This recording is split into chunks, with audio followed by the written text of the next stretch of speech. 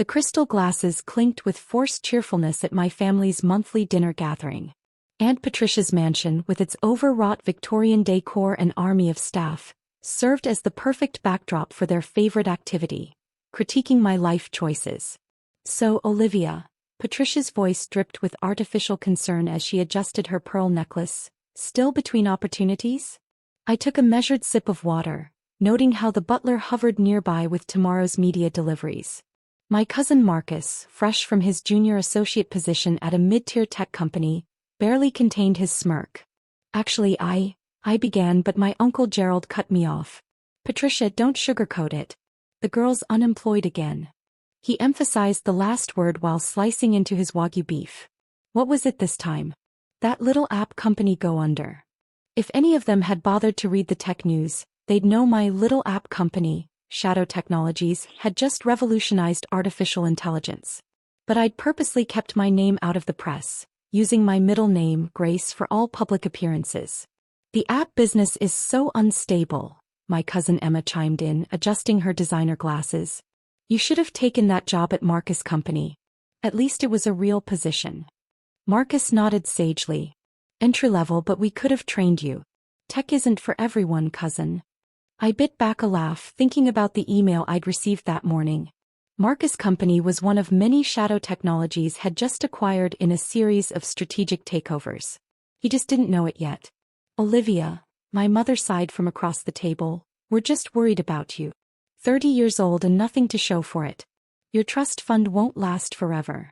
The trust fund they thought I lived off had actually been fully invested in my company's initial development. It had multiplied several thousand times over. Yet they still pictured me as the family charity case. Remember when she turned down Harvard Business School? Aunt Patricia stage whispered. Said she wanted to code in her garage instead, as if computers were a real career. The butler approached with a silver tray of magazines, tomorrow's advanced copies that my aunt insisted on receiving first. Fortune magazine lay on top, glossy cover facing down. Speaking of careers, Marcus continued smugly, my company's stock is up 2% this quarter. We're disrupting the industry. You probably read about us in Fortune. Fortune. Aunt Patricia brightened. Charles, do show us the new issue. I love keeping up with actual business success stories. The butler hesitated, his eyes flicking to me for a moment. I gave him a slight nod. He'd been one of the first to piece together my secret, having seen the private documents I occasionally had delivered here. Of course, madam. With practiced elegance, he turned the magazine over. The reaction was instantaneous. Aunt Patricia's fork clattered against fine china. Marcus choked on his wine. My mother froze with her glass halfway to her lips. There, on the cover in crisp high definition, was my face. The headline read, Shadow Technologies. Olivia Grace Sterling, youngest tech billionaire reshapes artificial intelligence. The subheading was even better. How a 30-year-old coding prodigy built a $50 billion empire while staying in the shadows. That's not possible, Marcus sputtered, grabbing the magazine. This must be a mistake. No mistake, I said quietly, pulling up Shadow Technologies' acquisition announcement on my phone. Though you might want to read page 42. There's an interesting sidebar about our recent acquisitions, including, as of this morning, your company. The silence that followed was worth every moment of their condescension. 50 billion, my mother whispered faintly. Give or take a few depending on the market, I replied, finally relaxing into my chair. The AI market can be volatile, as Marcus will soon discover, once he reports to his new executive board on Monday. The butler, ever professional but clearly enjoying the moment, began serving dessert. Just as the first plate touched the table, every phone in the room buzzed with breaking news alerts.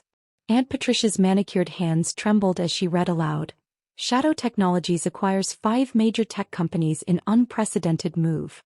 Olivia Sterling emerges as industry's new power player. Marcus went from red to pale, his phone flashing an urgent HR email about upcoming organizational changes. He looked at me with dawning horror. You're my new boss. Actually, I smiled, sipping my water, I'm your boss's boss's boss. Though technically, after tomorrow's restructuring, your position will be, let's say, under review. But you've been unemployed. Patricia shrieked. living in that tiny apartment, driving that basic car. That tiny apartment is the entire top floor of Sterling Tower, I corrected calmly. And that basic car is a custom-engineered prototype worth more than this house. Uncle Gerald, unusually quiet, finally spoke. The Sterling Tower. You named it after yourself? No, I set down my glass carefully. I named it after Grandmother Sterling. You remember her, don't you? The one whose foolish investment in my garage project started all this. The room fell silent. They remembered their mockery when she liquidated her assets to fund my AI research. Now her portrait hung in the lobby of a building worth billions. Emma, ever the social climber, tried damage control. Olivia, darling, we always knew you were special. Remember when I introduced you to that nice IT boy from the country club? You mean the one you said could teach me basic coding? I tapped my phone. He actually works for me now. Heads our junior development team, though he's still working on basic coding himself. My mother's hand flew to her throat, her signal that she was losing control. All those family dinners when we tried to help you find real work were highly entertaining, I finished. Especially the one where Marcus lectured me on disruption right after my AI system had disrupted his company's entire market sector. The butler reappeared with coffee, subtly placing the Wall Street Journal beside my aunt. The headline read, Shadow Technologies Sterling Revolutionizes AI, How a Secret Billionaire Built an Empire in Silence. I don't understand, Marcus muttered. How did none of us know? Because you never looked past appearances, I said evenly. You saw what you wanted. The family disappointment, the unemployed cousin, the failed dreamer. Meanwhile, I was building something that would change the world. My phone buzzed again. A message from my executive team. Miss Sterling, acquisition announcements have triggered a 30% surge in stock. Your net worth just increased by $15 billion. I showed them the message, savoring the look on their faces. Now then, I smiled, pulling a sleek tablet from my bag, actually a prototype of our new flexible display technology. A holographic screen bloomed above the dinner table, casting a blue glow across their stunned expressions. As of midnight, Shadow Technologies is announcing its next phase. We're not just revolutionizing AI anymore. We're transforming how technology integrates with daily life. The hologram shifted, displaying our latest breakthrough, neural interface technology that made smartphones obsolete. While Marcus' company was still bragging about touchscreens, we had already leapt decades ahead. But before the public. I continued, I wanted to give my family the courtesy of understanding their new positions. Positions? My mother whispered. Yes. Grandmother Sterling didn't just fund my garage project. She left very specific instructions about the family's future involvement in the company. I tapped the hologram, pulling up her will. Each family member had a choice to make that night. Aunt Patricia straightened in her chair, pearls gleaming as she calculated her options. What kind of choice? She asked. Simple, I replied. You can either maintain your current lifestyles, completely separate from Shadow Technologies. I paused, letting them glance at the latest stock valuations glowing on the holographic display, or you can join the company in entry-level positions, learning the business from the ground up. Just like I did. Entry-level. Marcus sputtered. But I'm already a junior executive. I corrected smoothly. Your position was eliminated in the acquisition. But I'm offering you the chance to earn a real position, not one bought with family connections. The butler silently began distributing folders I had prepared in advance. Inside, each contained a detailed assessment of their current financial situation, along with their potential future within Shadow Technologies. By God, Uncle Gerald muttered as he scanned his file. Those stock options are worth more than your current net worth, I finished for him. But they must be earned. No shortcuts. No nepotism. No trading on the Sterling name. You'll start at the bottom, learn every aspect of the business and prove your value. Emma frantically flipped through her folder. But, this says we'd have to relocate to the tech development campus in Montana? I nodded. Where our main research facility is hidden. Away from the spotlight. Away from social clubs and country club connections. Just pure innovation and hard work. My mother's hands trembled as she read her file. Olivia, sweetheart. All this time while we were trying to fix your life. You were too busy maintaining appearances to see what was really happening, I said softly. But grandmother saw it. She understood that true success isn't about fancy dinners and social connections. It's about vision, determination, and the courage to work in silence while others judge you. I rose from my seat, smoothing down my deliberately simple dress, woven with microscopic sensors that tracked everything from temperature to stress levels. Another innovation they'd never noticed. You have until midnight to decide, I announced. Those who choose to join will report to orientation Monday morning. Those who don't, I smiled, remembering every condescending remark over the years, can read about our success in Fortune magazine. And Marcus' company? Aunt Patricia asked weakly. Completely restructured, I replied. The old hierarchy based on family connections and social status is over. From now on, only merit and innovation matter. My phone buzzed one final time. The stock had jumped another 20% on leaked rumors of our neural interface announcement. I showed them the update, watching as they weighed their potential futures against their past treatment of me. Oh, I added casually, picking up my bag. And Aunt Patricia, that unemployed joke you made earlier? It just cost you about $3 billion in potential stock options. Decisions have consequences. As I walked out of the mansion, chaos erupted behind me. Arguments, accusations, frantic negotiations. I didn't look back. In my so-called basic car, actually an AI-driven prototype worth more than their combined net worth, I smiled, remembering Grandmother Sterling's last words to me. Let them underestimate you, dear. There's no sweeter success than the one they never saw coming. My phone lit up with the final headline of the night. Shadow Technologies reveals next-gen neural interface tech. World stunned by innovation from unknown billionaire. Unknown no longer, I thought, driving toward my real office.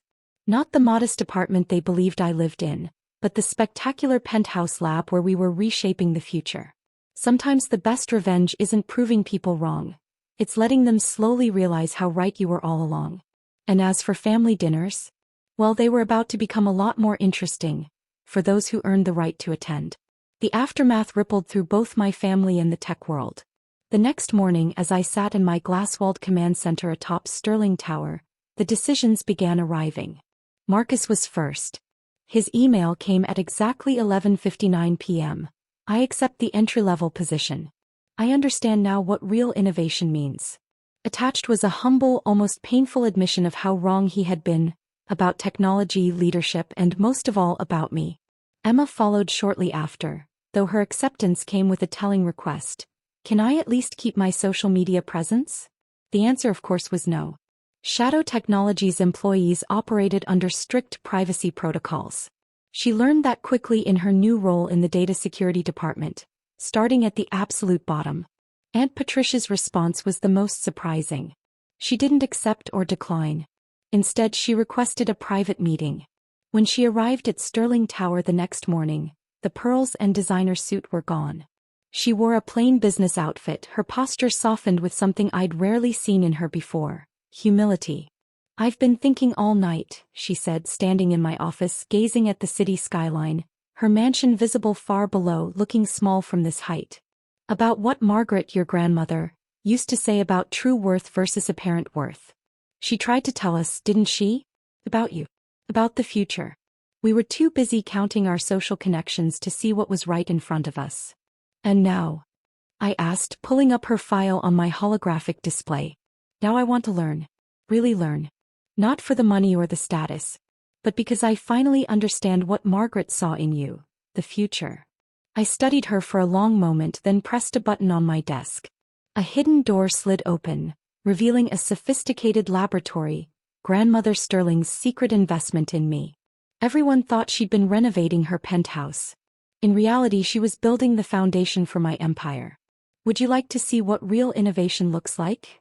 Her eyes widened as she stepped inside, taking in quantum computers, neural prototypes, AI systems that made current technology look prehistoric. Welcome to Shadow Technologies' true headquarters, I said. Your orientation starts now. My mother chose a different path. Her letter arrived by courier, handwritten, tear-stained, deeply reflective. She didn't want a position. Instead, she asked to establish a foundation in Grandmother Sterling's name, supporting young innovators with visions no one else believed in. Uncle Gerald predictably declined. His pride couldn't handle starting over at the bottom. Last I heard, he was scrambling to launch a competing company, completely unaware Shadow Technologies already owned every patent he was trying to develop. But the most profound change came in how they all began to see the world. Suddenly, every basic car might be a disguised prototype. Every modest apartment could hide a revolutionary lab. And every unemployed relative might just be the next billionaire innovator they'd failed to recognize. At the next family dinner, this time in my penthouse lab, not Aunt Patricia's mansion, the conversation was unrecognizable. No gossip. No petty status wars. Instead, they discussed quantum computing, neural pathways, AI ethics. Those who'd chosen to join shared their struggles and discoveries from the bottom rungs of Shadow Technologies. Marcus, in particular, had transformed. 4 months into his entry-level coding role, he had already developed a promising algorithm. "I finally understand," he told me one evening. "Success isn't about looking successful. It's about building something meaningful."